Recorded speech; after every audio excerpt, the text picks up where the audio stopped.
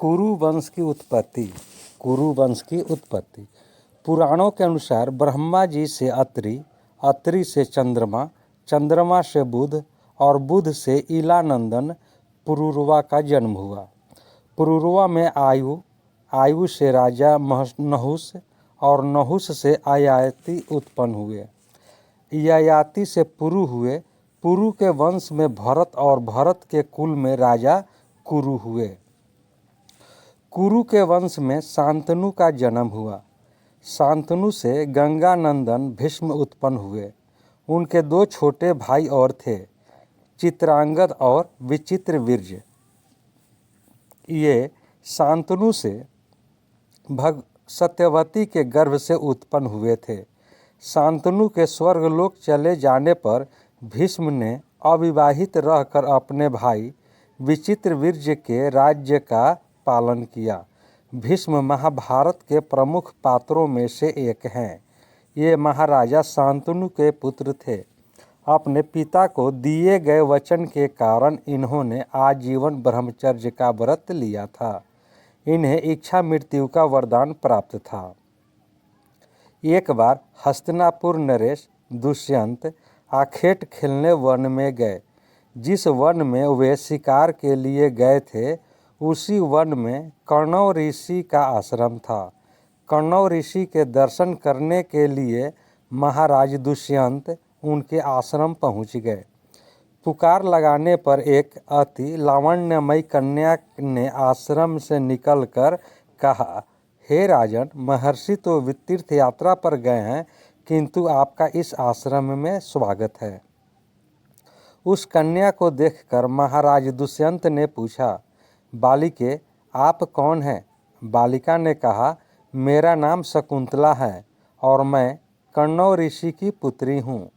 उस कन्या की बात सुनकर महाराज दुष्यंत आश्चर्यचकित होकर बोले, महर्षि तो आजन्म ब्रह्मचारी हैं, फिर आप उनकी पुत्री कैसे हुई?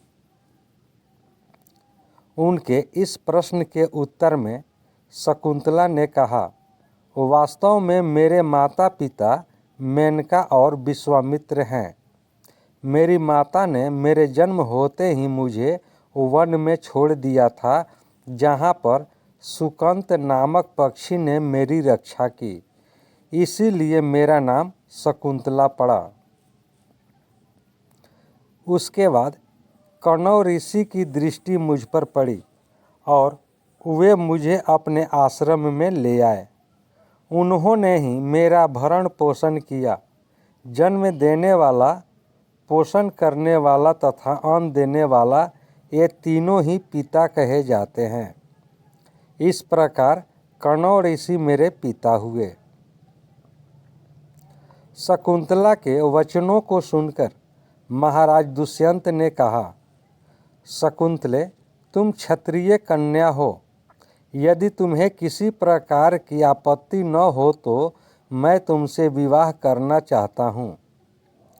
शकुंतला भी महाराज दुष्यंत पर मोहित हो चुकी थी, अतः उसने अपनी स्वीकृति प्रदान कर दी। दोनों ने गंधर्व विवाह कर लिया। कुछ काल महाराज दुष्यंत ने शकुंतला के साथ विहार करते हुए वन में ही व्यतीत किया। फिर एक दिन वे शकुंतला से बोले, प्रियतमे, मुझे अब अपना राज्य कार्य देखने के लिए हस्तिनापुर प्रस्थान करना होगा। महर्षि कण्व के तीर्थ यात्रा से लौट आने पर मैं तुम्हें यहाँ से विदा कराकर अपने राजभवन में ले जाऊंगा। इतना कहकर महाराज ने शकुंतला को अपने प्रेम के प्रतीक के रूप में अपनी स्वर्ण मुद्रिका दी और हस्तिनापुर चले गए।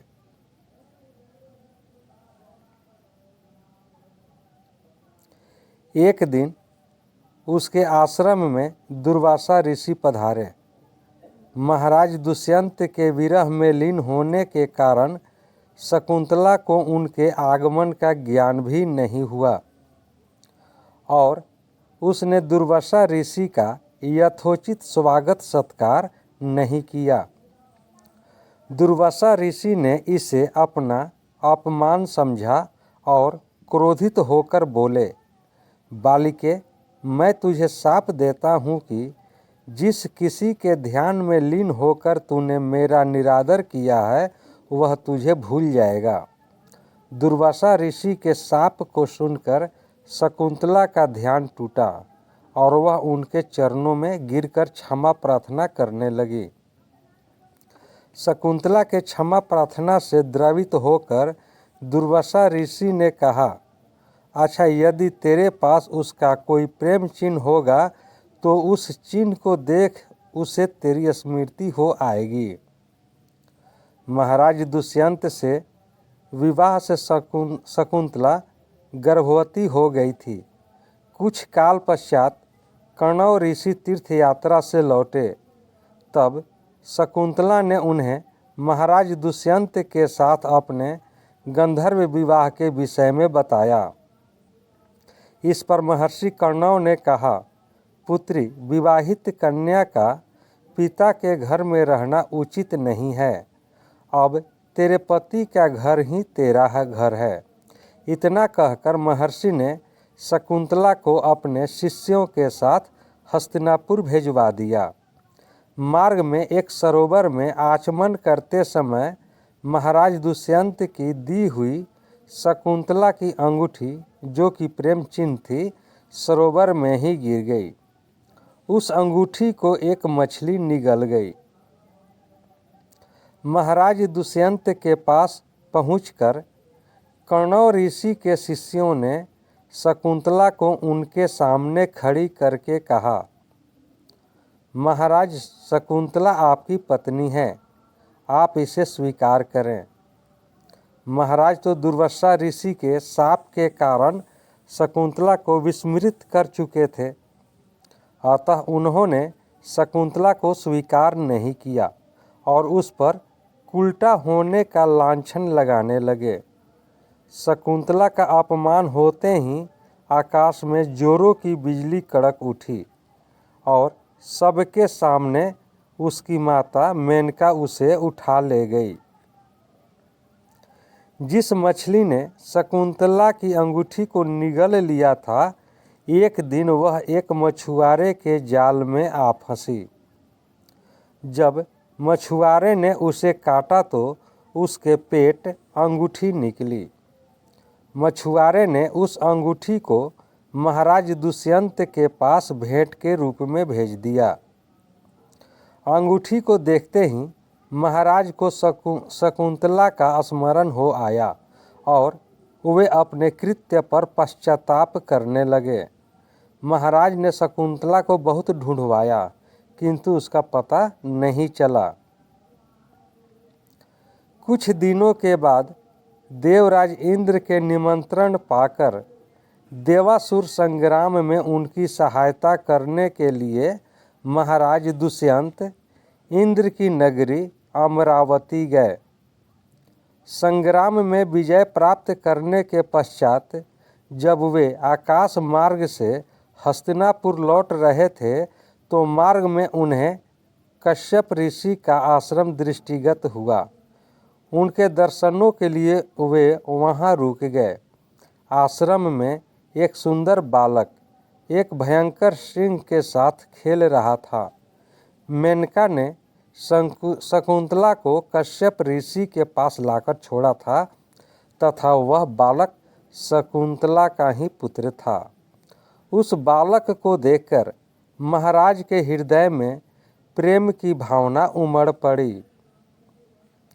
वह उसे गोद में उठाने के लिए आगे बढ़े तो शकुंतला की सखी चिल्ला उठी, हे भद्र पुरुष, आप इस बालक को न छुएं, अन्यथा उसकी भुजा में बंधा काला डोरा सांप बनकर आपको डस लेगा। यह सुनकर भी दुष्यंत स्वयं को न रोक सके और बालक को अपने गोद में उठा लिया। अब सखी ने आश्चर्य से देखा कि बालक के भुजा में बंधा काला गंडा पृथ्वी पर गिर गया है। सखी को ज्ञात था कि बालक को जब कभी भी उसका पिता अपने गोद में लेगा वह काला डोरा पृथ्वी पर गिर जाएगा। सखी ने प्रसन्न होकर समस्त वृतांत शकुंतला को सुनाया। शकुंतला महाराज दुष्यंत के पास आई। महाराज ने शकुंतला को पहचान लिया। उन्होंने अपने कृत्य के लिए शकुंतला से क्षमा प्रार्थना किया और कश्यप ऋषि की आज्ञा लेकर उसे अपने पुत्र सहित अपने साथ हस्तिनापुर ले आए। महाराज दुष्यंत और शकुंतला के उस पुत्र का नाम भरत था।